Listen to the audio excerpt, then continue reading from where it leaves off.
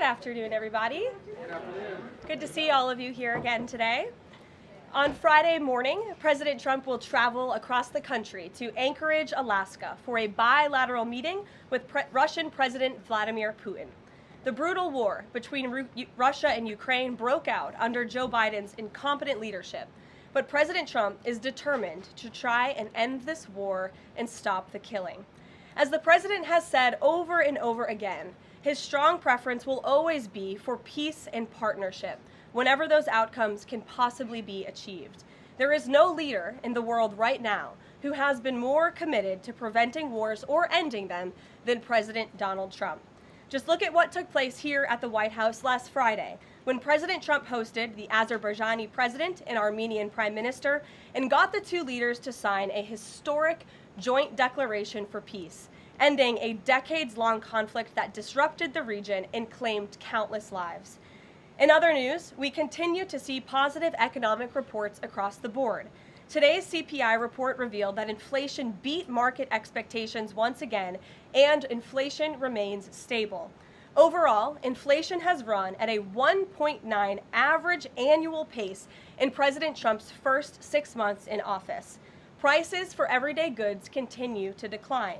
Energy prices fell in July, including gasoline, which is down nearly 10% over last year, and propane, which is down 2.5% over last year as well. Egg prices fell once again in July and are down 20% since President Trump took office. Shelter inflation, the largest contributor to overall inflation, is at its lowest level since October of 2021. Wage growth for American workers is beating inflation once again. As inflation declines, this administration continues to be wholeheartedly committed to putting more money back into the American people's pockets.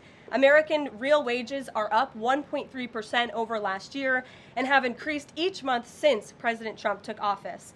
And small business optimism, according to this morning's report, has also reached a 5-month high. Ignore the panicans and trust in President Trump. That is our motto here at the White House. The America First economic agenda is working. On another matter, yesterday, President Trump took bold action to finally restore law and order right here in our nation's capital. The president declared a crime emergency in the District of Columbia, federalized the D.C. Police Department, and mobilized the D.C. National Guard to end violent crime in our nation's capital. As part of the president's massive law enforcement surge, last night, approximately 850 officers and agents were surged across the city. They made a total of 23 arrests, including multiple other contacts. Last night, these arrests consisted of homicide, firearms offenses, possession with intent to distribute narcotics, fare evasion, lewd acts, stalking, possession of a high-capacity magazine, fleeing to a lewd in a vehicle, no permits, driving under the influence, reckless driving, and a bench warrant. A total of 6 illegal handguns were seized off of District of Columbia streets as part of last night's effort. This is only the beginning.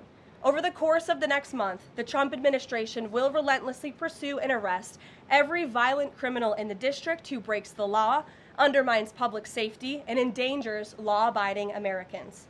President Trump will not be deterred by soft-on-crime Democrats and media activists who refuse to acknowledge this rampant violence on our streets.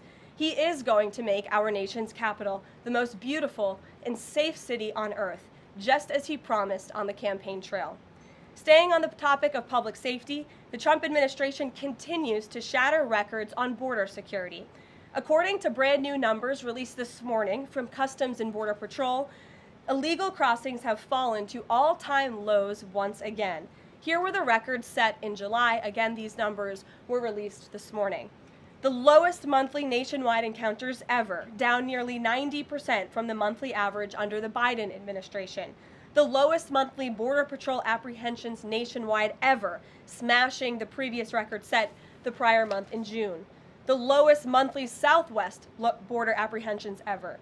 The lowest daily apprehension average ever. The lowest single-day apprehensions ever. And for the third straight month, there were 0 illegal aliens released into the country. Let me repeat that remarkable statistic. For the third month in a row, not a single illegal alien was released by the Trump administration into the United States of America. This is historic. Under President Trump, this border is the most secure it has ever been. When you fortify the border, when you restore deterrence, and when you empower Border Patrol agents and our brave men and women in uniform to actually do their jobs to enforce our laws, like this president has, this is the incredible result.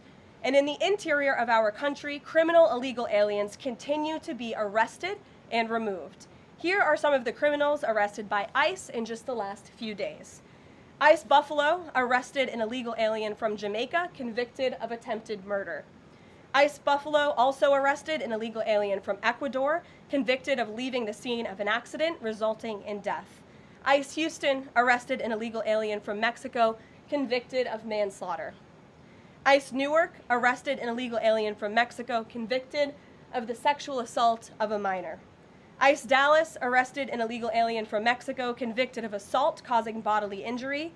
And already the Trump administration has arrested more than 300,000 illegal aliens in 2025.